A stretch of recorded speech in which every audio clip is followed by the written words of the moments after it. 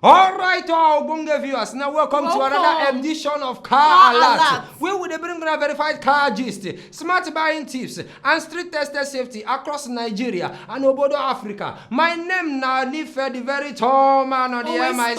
And I know they stand alone for this one. I deal with my Mimi special, the Odogu Akataka, one of Moto, and the woman where they call full option. No. Yes, sir. The one and only. Yes, thank you, my adorable co-host. Thank you. And today, we will talk about the one thing we're supposed to save on our life for any car crash. But some wicked dealers feel don't come out to make profit. Oh. Things they happen. Yes, or make una stay tuned. Stay tuned. Make we roll.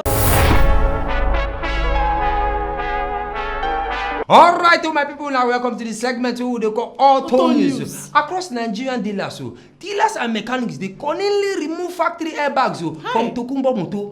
Can't sell them separately. Now leaving they moto with empty covers. Don't be lie, not truth. Meaning them go leave empty airbag. Hey, this one they very, very dangerous. Very dangerous. The buyer no go ever know. How you won't take no? You don't feel no. Until they get accident. This will not be wickedness. Serious wickedness. Airbag don't become business in auto market. Yes, sir. And they want up to 250,000 250,000 for black market. This one not be Oslo. Seriously. This na homicide in disguise. They very careful. They buy your motor and they check on our airbag.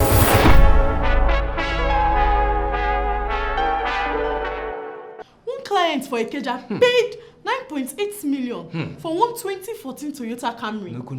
It looks sharp. It's sweet. It sounds sharp. Yes, so. Everything did alright. 3 months later, accident happened. Oh, it touched me. This one touched the airbag compartment pop. But make una guess what? Them just put foam and fabric inside. Foam and fabric, this was very wicked. Very, very. The mechanic will sell them. Don't remove the airbag during the painting. Thank God. Nice, thank God. Say the buyer survived the accident. The seller turned ghost. See these people, they get in mind though. Why you not go turn ghost? Just be careful out there. Safety is optional. Check your airbag always.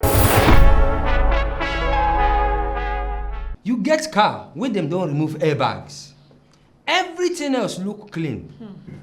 Make I ask you, shall you go tell the buyer and replace them yourself? Yes, sir. Or just profit on person life? Comment your stand. Yes, sir. Waiting be your code. Tell us. Profit or principle? We've been sitting down with one Mr. Salako. Yes, sir. A former insurance adjuster. To explain how to check if your airbag is real. Yes, sir. Mr. Salako come here and say, if your airbag light doesn't turn on and off briefly, they don't disconnect them. Seriously? Also, use a scanner to confirm if the airbag module they work. Yes, sir. If airbag no dey, the Tokumbo car where you won't buy. Bam. That one no big deal. No big deal at that all. That one a death sentence. Serious death sentence. So make una dey very watching. Careful.